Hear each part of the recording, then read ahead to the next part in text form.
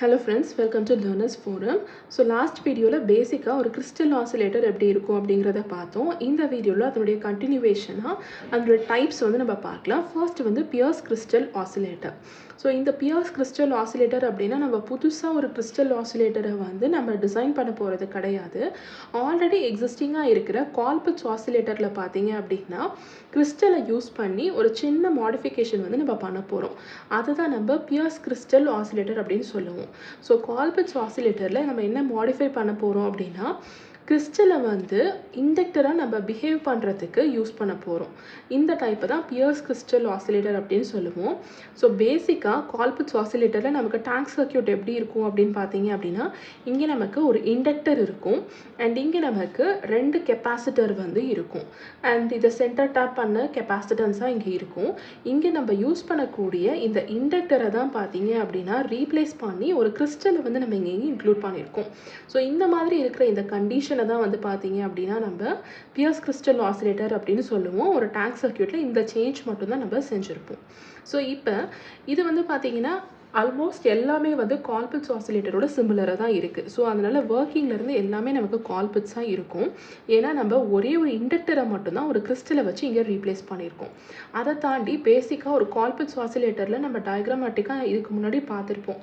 R1 R2 RE வந்து biasing ரெசிஸ்டன்ஸா use பண்ணிருப்போம். C வந்து emitter bypass capacitor, CC1 CC2 coupling capacitor, RFC choke வந்து AC/DC ஆபரேஷனுக்கு நடுவுல இருக்கிற ஐசோலேஷனை ப்ரொவைட் பண்றதுக்காக யூஸ் பண்றது அப்படினு எல்லாமே நமக்கு காமனா இருக்கும் except for the change of replacement of inductor tank circuitல.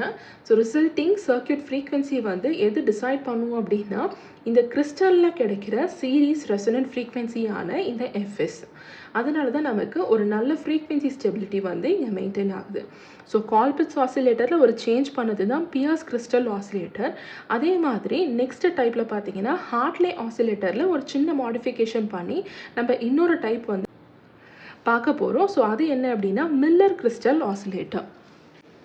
Miller crystal oscillator-ல பாத்தீங்கன்னா Hartley oscillator-ல ஒரு சின்ன மாடிஃபிகேஷன் பண்ண போறோம். சோ அது என்ன அப்படினா ஜெனரலா நமக்கு ரெண்டு இண்டக்டர் ஒரு கெபாசிட்டர் வந்து Hartley oscillator-ல இருக்கும். இதுல ஒரு இண்டக்டரை வந்து நம்ம crystal-ஐ வச்சு ரீப்ளேஸ் பண்ண போறோம். அதுதான் நமக்கு இங்க இண்டக்டரா ஆக்ட் ஆகும் for the frequency greater than the resonating series frequency Fs. So இதுதான் நம்ம பண்ணக்கூடிய சின்ன modification to get Miller crystal oscillator type. So internal capacitors of transistor பாத்தீங்க அப்படினா it is used instead of C1 and C2. அதனால நமக்கு இந்த spray கெபாசிட்டன்ஸ்னால நமக்கு frequency அஃபெக்ட் ஆகிறது அந்த மாதிரி சான்சஸ் வந்து எதுவுமே இருக்காது.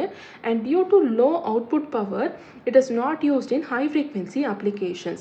ஆனா அதை தாண்டி வேற என்ன அப்ளிகேஷன்ஸ்க்கு இதை நம்மளால யூஸ் பண்ண முடியும் அப்படின்னு பார்த்தீங்கன்னா trigger circuits, sawtooth generators, phase control and timing circuits எல்லாத்துக்குமே வந்து இந்த Miller crystal oscillator வந்து நம்ம யூஸ் பண்ணிக்கலாம்.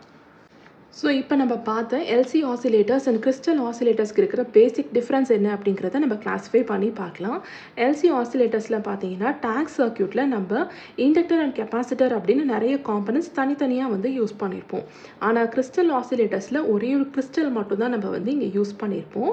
செகண்ட் Q வேல்யூவை கன்சிடர் பண்ணும்போது Q வேல்யூ வந்து கிறிஸ்டல் ஆசிலேட்டர் டைப்பை விட நமக்கு கம்மியாக தான் இருக்கும் எல்சி ஆசிலேட்டர் டைப்ஸில். ஆனால் இங்கே நமக்கு it is greater than LC tuned circuit. Next frequency stability-யை பொறுத்த வரைக்கும் இங்கே நமக்கு less stability தான் கிடைக்கும். ஆனால் இங்கே நமக்கு very very high stability வந்து மெயின்டைன் ஆகும். இதுதான் ரொம்ப ரொம்ப இம்பார்ட்டண்ட்டான பாயிண்ட். நெக்ஸ்ட் பேண்ட்வித்தை பொறுத்த வரைக்கும் எல்சி ஆசிலேட்டர்ஸில் நமக்கு நிறைய இருக்கும். ஆனால் கிறிஸ்டல் ஆசிலேட்டர்ஸில் நமக்கு கம்மியான பேண்ட்வித் தான் கிடைக்கும். எஃபெக்ட் ஆஃப் டெம்பரேச்சர் வந்து நமக்கு இங்கே சிவியராக இருக்கும், இங்கே நமக்கு நெக்லிஜிபிளாக இருக்கும்.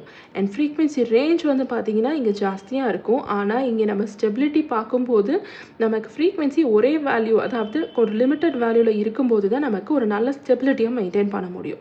ஸோ ஃப்ரீக்வன்சி ரேஞ்ச் வந்து நமக்கு இங்கே லிமிட்டடாக இருக்கும். அதுதான் நம்ம வந்து அப்ளிகேஷன்ஸில் கூட நம்ம பார்த்தோம். ஸோ இதுதான் கிறிஸ்டல் ஆசிலேட்டர்ஸுடைய டைப்ஸ் பற்றின கன்ஸ்ட்ரக்ஷன் அண்ட் ஒர்க்கிங். இன்றைக்கி பார்த்த இந்த கான்செப்ட்ஸில் உங்களுக்கு ஏதாவது டவுட்ஸ் இருந்துச்சு அப்படின்னா கமெண்ட் செக்ஷனில் போஸ்ட் பண்ணுங்கள். Thank you so much friends.